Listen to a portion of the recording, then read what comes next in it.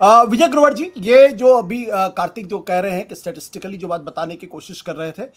जो हमारे पास डेटा है उसके आधार पर भी ऐसा लगता है कि भारतीय जनता पार्टी 2004 से लेकर 2023 जब चुनाव हो रहा है, कभी भी उसका वोट शेयर असेंबली के इलेक्शन में कांग्रेस से आगे कभी भी नहीं था। हमेशा भले ही कांग्रेस की सीटें कम रही हो, सीटों का आंकड़ा 20-25 सीटें बीजेपी से कम रही हो, लेकिन वोट परसेंटेज में हमेशा कांग्रेस आगे रही है। आज की तारीख में अगर अगर आपसे सवाल पूछा जाए कि क्या कारण है कि भारतीय जनता पार्टी कर्नाटक के चुनाव में मुख्यमंत्री पद का कोई दावेदार पेश नहीं कर रही है। बोम्मई जो है वो कैंपेन कमेटी के चेयरमैन है, येदियुरप्पा को मैस्कट के तौर पर पेश किया जा रहा है, लेकिन कोई मुख्यमंत्री का उम्मीदवार क्यों नहीं पेश किया जा रहा? आशुतोष, सबसे पहले तो जो कंफ्यूजन इस समय है, इस चुनाव को जब आज घोषणा हुई है, पहली चीज तो मैं ये कहना चाहूंगा कि एक तरह का डिस्कनेक्ट दिख रहा है। जो राजनीतिक दल अपना एक प्रचार का प्रोसेस स्प्रेड आउट कर रहे हैं पिछले कुछ हफ्तों में, और जिस तरह के वोटर्स की जो आकांक्षाएं हैं, उसमें कहीं ना कहीं एक फर्क दिख रहा है कि दोनों सेम पेज पर कहीं भी नहीं दिख रहे हैं। जहाँ की इस समय कर्नाटक में जो चुनौतियां हैं, अगर उसकी बात की जाए, जिसको लेकर के वोटर उम्मीद कर रहा है कि शायद उसको एक सरकार बदलने का या नई सरकार लाने का मौका मिलेगा, उसमें सबसे बड़ा है अनएम्प्लॉयमेंट। आईटी सेक्टर में जिस तरह के जॉब कट्स देखने को मिल रहे हैं, बीपीओस में जिस तरह के जॉब कट्स देखने को मिल रहे हैं, ये सब यहाँ पर एक न केवल बैंगलोर का फिनोमेना है, टीयर 2 टीयर 3 सिटीज में भी ये एक बहुत बड़ा फिनोमेना बन के उभर रहा है। और शायद कोई भी राजनीतिक दल, चाहे वो कांग्रेस हो, जेडीएस हो या बीजेपी हो, इस बात को एड्रेस भी करना चाहता है कि inflation is a big issue, unemployment is a big issue, और इन सब को लेकर के कोई भी राजनीतिक दल इस समय सामने नहीं आ रहा है कि वह कोई अश्योरेंस किसी भी तबके को देना चाहता हो। The only thing that we are seeing now, पिछले 3 हफ्ते में जिस तरह से हमने देखा, जिस तरह से अमित शाह और प्रधानमंत्री मोदी जिस तरह से आए, उन्होंने येदियुरप्पा को एक बार फिर से मेन स्ट्रीम पॉलिटिक्स में लाने की कोशिश की, क्योंकि आपको याद होगा कि पिछले 2-3 साल में जिस तरह से बीजेपी ने ही येदियुरप्पा और उसकी फैमिली को साइडलाइन किया था, अब उनको रियलाइज हो रहा है कि अगर लिंगायत वोट बैंक साथ रखना है, जो कि सबसे बड़ी एक फाउंडेशन बीजेपी की कर्नाटक में है, तो येदियुरप्पा को मनाना होगा। और हमने यही देखा कि अमित शाह के साथ नाश्ता किया येदियुरप्पा के परिवार ने, और ये सब चीजें जिस तरह की एक पॉलिटिकल ऑप्टिक्स दिखाने की कोशिश की जा रही है कि येदियुरप्पा ही कैंपेन को लीड करेंगे। सीएम पद का मुख्यमंत्री अभी तक नहीं कर पाए हैं, क्योंकि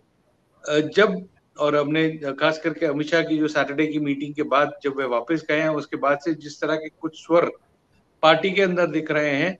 वो सबसे बड़ी चिंता का विषय है पार्टी के लिए, कि वे इस समय उस स्थिति में नहीं है कि वे किसी भी कम्युनिटी के नेता को, कितना भी एफिशिएंट क्यों ना हो, एक सीएम पद का दावेदार पेश कर सके। क्योंकि जहां लिंगायत वोट बैंक कंसोलिडेट होने की बात हो रही है, वहीं वोकली का आउटरीच है, वहीं पे दलित आउटरीच है, और वहीं पे ओबीसी आउटरीच है।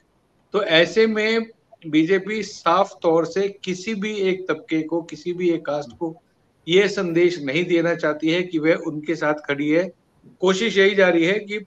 अगर, जैसे कि वोकली का लीडर्स है बीजेपी में, अशोक हो गए, सदानंद गौड़ा है और अन्य नेता लोग हैं, वे कितनी सीट्स दक्षिण मैसूर इलाके से दिला सकते हैं, ये सारी गेम अब उस पर निर्भर होगी। क्योंकि वही एक एरिया है मैसूर रीजन का जहाँ पे कि जेडीएस भी स्ट्रांग है, और अगर बीजेपी वहां पर अपनी पहुंच बढ़ाने की, हमने पहले भी इस शो में डिस्कस किया था कि अमित शाह ने जिस तरह से वहां पे कोऑपरेटिव्स को डेवलप करने की कोशिश की, नंदिनी को अमूल के साथ मर्ज करने का प्रयास किया गया है। नंदिनी जो कि कोऑपरेटिव है मंड्या, जो बहुत पॉलिटिकल हॉटस्पॉट है, उसकी कोऑपरेटिव को अमूल का नाम दिया गया है। तो ये सब चीजें जो है ग्राउंड लेवल पर अमित शाह ने बहुत काम किया है, लेकिन कितना पॉलिटिकल बेनिफिट मिलेगा ये इस समय पे कहना मुश्किल है। इसलिए शायद बीजेपी अभी कोई भी सीएम कैंडिडेट अनाउंस करने से बच रही है। पर एक सवाल और उसके बाद मैं विनय जी और प्रिया के पास जाऊंगा। सवाल इस बात को लेकर, पिछले दिनों जिस तरीके से भारतीय जनता पार्टी ने जो इंटरनल रिजर्वेशन के मसले पर अलग अलग जातियों के जो वोट का जो रिजर्वेशन परसेंटेज को बढ़ाने की कोशिश की, जैसे कि उन्होंने शेड्यूल कास्ट का वोट जो जो कोटा था उसको 15 से 17% किया, साथ ही साथ जो शेड्यूल ट्राइब का उसको 3 से 7% कर दिया, यहाँ तक कि वोकलिगा लिंगायत कास्ट के भी को प्रॉमिस किया कि हम आपका 2% वोट बढ़ा देंगे। और मुस्लिम तबके का 4% वोट उन्होंने हटा दिया उसको। तो क्या ये इसका कुछ फायदा बीजेपी को मिलेगा या नहीं मिलेगा? देखिए, जहां तक ये जो रिस्ट्रक्चरिंग की बात की जा रही है रिजर्वेशन की, इसका एक पॉलिटिकल मैसेजिंग जरूर गया है। पॉलिटिकल मैसेजिंग ये है कि try to keep everybody happy except the Muslim community. साफ तौर से ये जो एक अनाउंसमेंट किया है, जो एक हिंदुत्व, सॉफ्ट हिंदुत्व के एजेंडा जो है, जिस तरह से कि हमको मुस्लिम वोट नहीं चाहिए, आप दोनों भले ही लड़ लीजिए।